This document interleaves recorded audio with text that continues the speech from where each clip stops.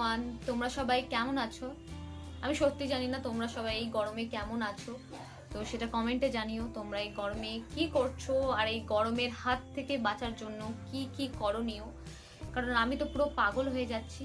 আর প্রায় অনেক দিন ধরেই আমি ভিডিও বানাবো করছি, কিন্তু এত গরম পড়েছে আর তার সঙ্গে ভোটের প্রচার তুমুল পরিমাণে চলছে। আমাদের পুরো বাড়ির পাশে রাস্তা আছে, তো সেখানে তুমুল পরিমাণের ভোটের প্রচার প্রত্যেক দিনই চলছে, কিন্তু আজকে দেখলাম কোনো ভোটের প্রচার নেই। আজকে গরম কম নয়, আজকে গরমটা অনেকটাই বেশি। কিন্তু আমার মনে হলো যে আমার ভিডিওটা শ্যুট করা উচিত, কারণ অনেক দিন হয়ে গেছে আমি আমার বাংলা চ্যানেলে কোনো ভিডিও দেইনি।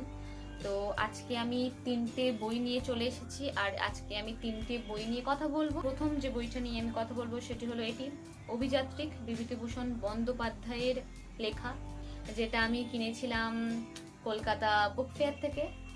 আর আমার সব বইগুলোই পড়া হয়ে গেছে, এটা ছিল বাকি, এটা পড়েছি। আর আরেকটা আছে, আরেকটা যেটা আমি পড়ছি এখন। তো এই বইটাকে তোমরা বিভূতিভূষণ বন্দ্যোপাধ্যায়ের ভ্রমণ কাহিনী বলতে পারো, তার ছোট্ট ভ্রমণ জীবন নিয়ে একটা বায়োগ্রাফি বলতে পারো। তো এই গল্পটাতে তোমরা প্রচুর প্রচুর চরিত্র দেখতে পারবে, যাদের সঙ্গে বিভূতিভূষণের নিজ জীবনে সাক্ষাৎকার হয়েছিল। সে যখন ভ্রমণ করতেন নানান জায়গায়, তখন তাদের সঙ্গে তার সাক্ষাৎ হয়, নানান ধরনের অভিজ্ঞতা তিনি অর্জন করেন তাদের জীবন দেখে, তাদের কাছ থেকে।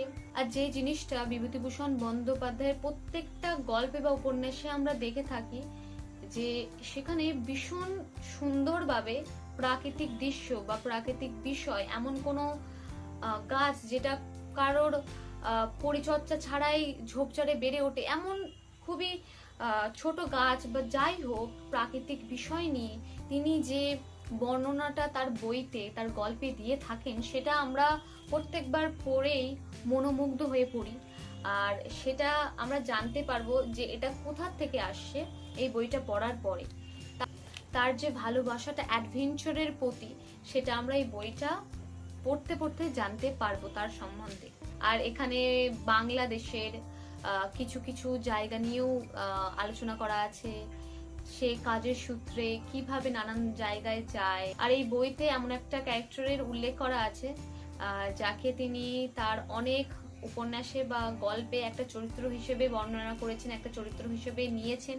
যারা প্রাকৃতিক বিষয়, প্রকৃতিকে ভালোবাসো, অ্যাডভেঞ্চার ভালোবাসো, অ্যাডভেঞ্চারাস গল্প ভালোবাসো, তাহলে তাদের জন্য এই বইটা তোমরা পড়তে পারো। আর যারা বিভূতিভূষণ বন্দ্যোপাধ্যায়ের লেখা পড়তে ভালোবাসো তারা পড়তে পারো। এরপরে যে বইটা নিয়ে কথা বলবো সেটা আমি দেশ থেকে কিনেছি, এটা দেশ পাবলিকেশন থেকে পাবলিশ হয়েছে। আর লাস্ট যেবার আমি কলেজ স্ট্রিটে গেলাম তখন আমি এই বইটা পারচেস করেছিলাম দেশ থেকে। আর বাণী বসুর লেখা একটা বই, যেটা আমি ফার্স্ট টাইম পড়েছিলাম, আর যেটা আমি বুক ফেয়ার থেকে পারচেস করেছিলাম, সেটা ছিল নিখিলেশ।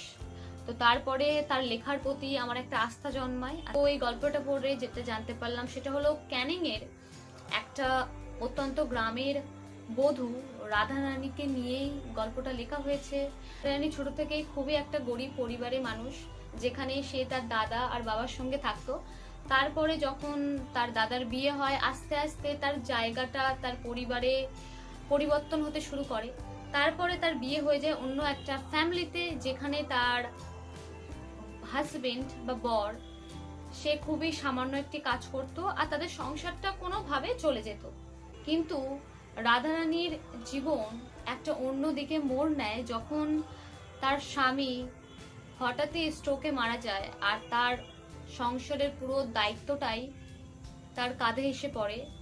যেহেতু তার দুটো ছোট ছেলে মেয়ে আছে আর তার শাশুড়ি, তো তার জন্যে তাকে সংসারটাকে ভালোভাবে চালাতে কলকাতায় আসতে হয় একটা কাজের জন্য। আর সে তার পরিচিত এক দিদি যার নাম অন্ন, তার সূত্রে কলকাতার এক বাড়িতে কাজ পায়। আর তার বাড়িতেই কাজ করতে করতে রাধারানীর জীবনটা একেবারে পাল্টে যায়।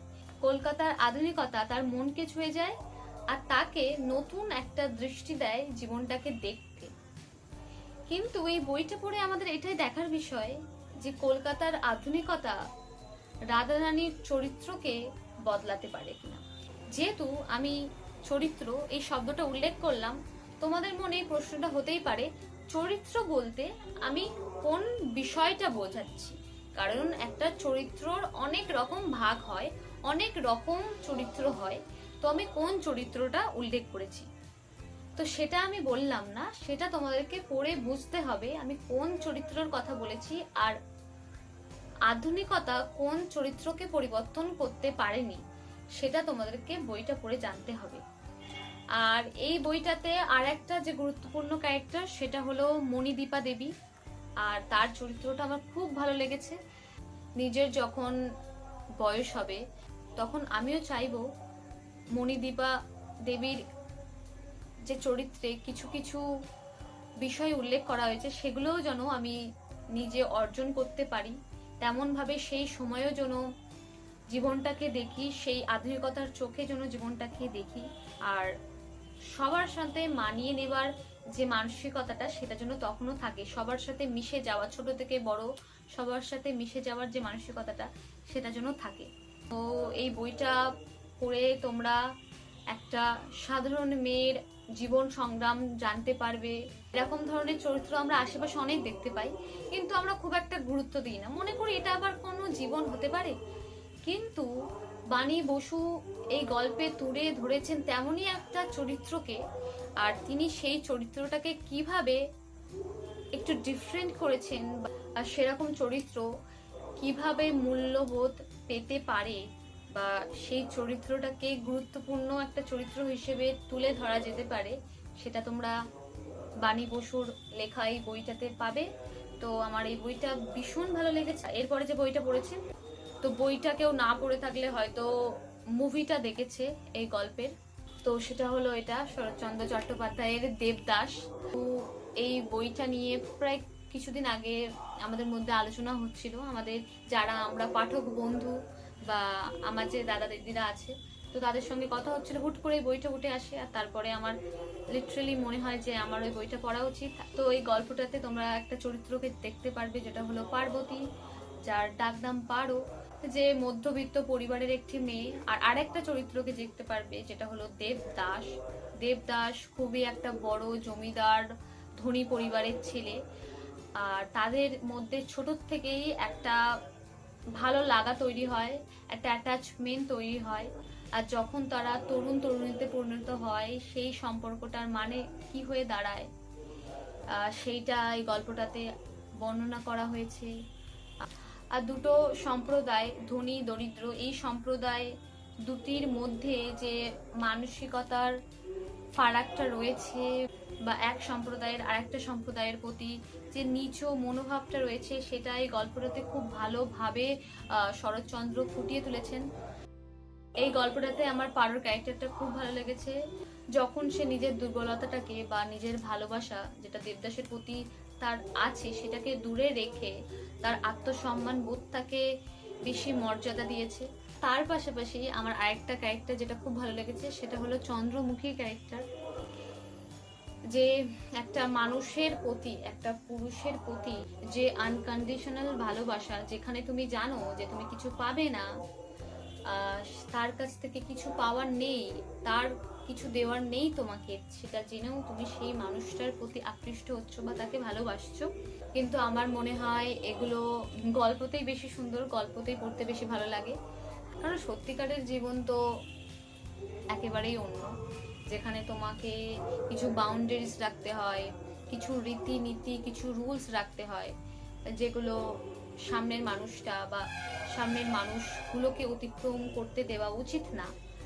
আর সব কিছু করার পেছনে একটা লিমিট থাকা দরকার। তোমরা বলতে পারো এটা আমার one of the favourite works of Sharatchandra Chattopadhyay. আর এরপরে আমি চরিত্রহীনটাও পড়তে চাই শরৎচন্দ্র চট্টোপাধ্যায়ের। তো দেখা যাক কবে পড়ি, আর সেটা রিভিউ তোমাদের সাথে শেয়ার করব।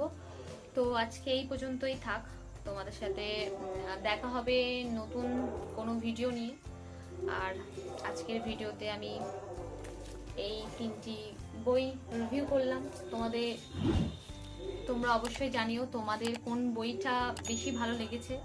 আর এর মধ্যে যদি কোনো বই তোমরা ইতিমধ্যে পড়ে থাকো তাহলে অবশ্যই কমেন্টে জানিও। তো আজকের জন্যে টাটা।